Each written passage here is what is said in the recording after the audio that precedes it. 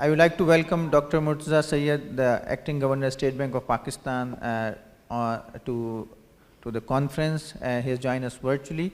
Dr. Saab, you can hear us? Ji, I can hear you, Ji. I hope you can hear me as well. Ji, and also I'd like to welcome Dr. Miftah Ismail, Finance Minister of Pakistan. Dr. Miftah, welcome to the conference, World Islamic Finance Forum. So we'll hold our panel discussion here, and I will ask our Dr. Rizwan to invite Finance Minister.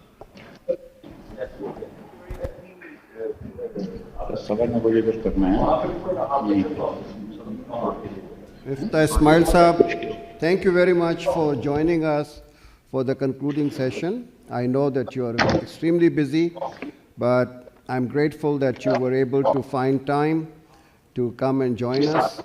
This is a World Forum which was postponed in 2020, and we are now holding this in 2022.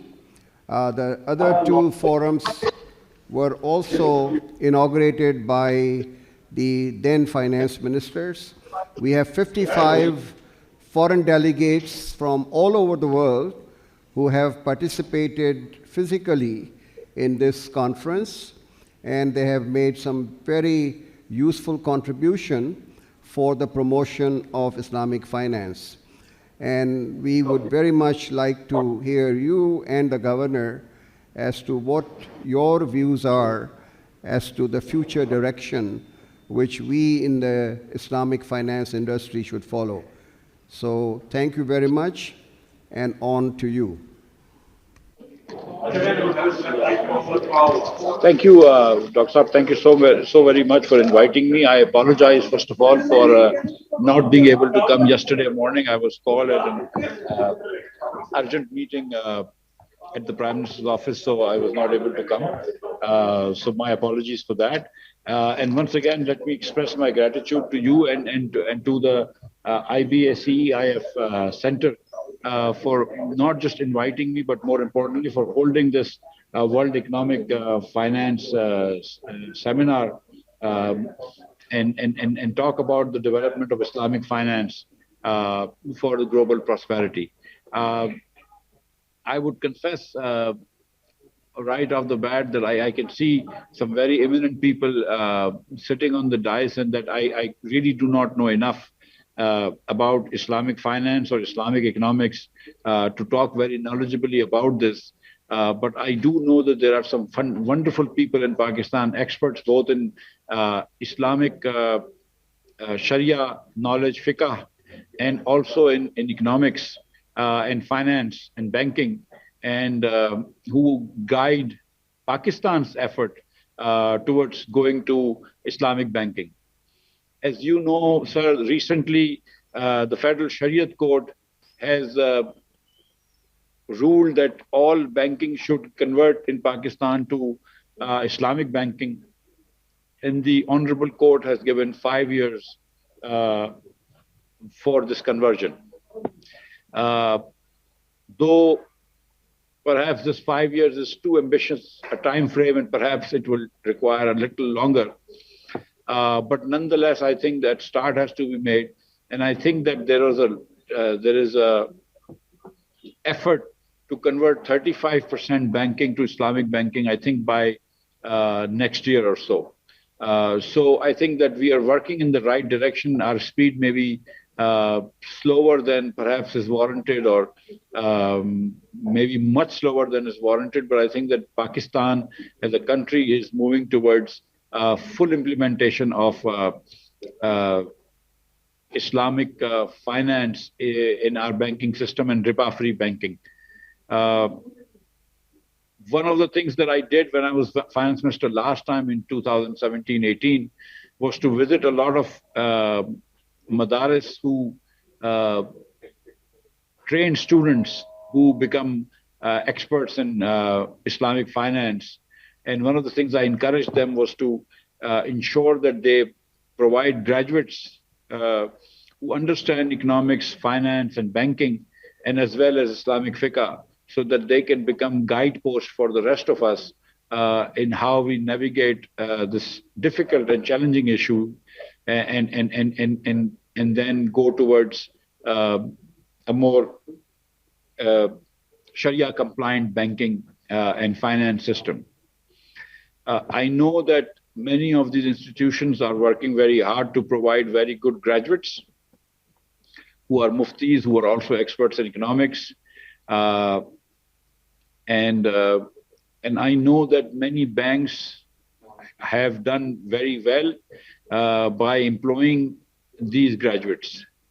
And for my part, I would say this, that whereas right now the government paper cost me, I think, 14.5%. When we did Sukuk, the numbers came in at 12.5%, 13%. So going the Islamic way and selling Islamic paper was not just full of barakat, but also saved 2% to the government treasury. So, I mean, and it allows, the Islamic finance allows a lot of Muslims around the world to participate in banking and to participate in purchase of government auctions, papers, etc. And that is something that we have ignored to date, that there are many people who will do banking only if it's riba free, who will do banking only if it's Sharia compatible and Sharia compliant.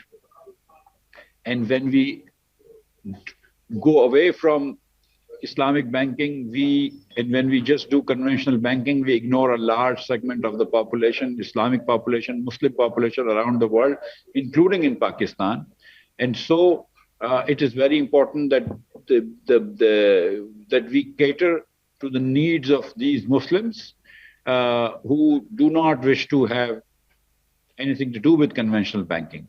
And Sharia banking allows us to do that, so that's really a useful thing. There is in the topic given to me, we talked about the development of Islamic finance for global prosperity. So I want to speak 1 minute about the prosperity part.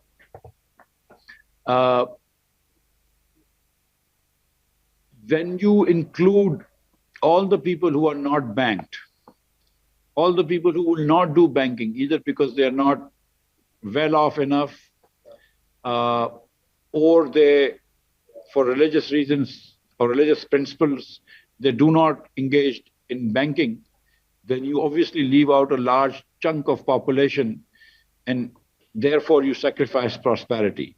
So for us to have inclusive growth means that we have to allow people to do non-interest banking. And therefore, this step by the Sharia court, I think, is a step in the right direction. And I think there is nothing to fear for Pakistani investors. Within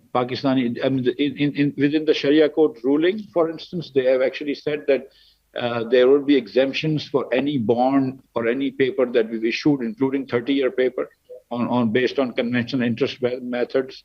That there is nothing in Islam that says that you need to renege on your sovereign commitments, and that the Sharia court has taken a very enlightened view, and Islam, I think, provides a very enlightened view of how to convert this. So it will be a gradual evolutionary conversion to Islamic banking, inshallah, and it will happen. And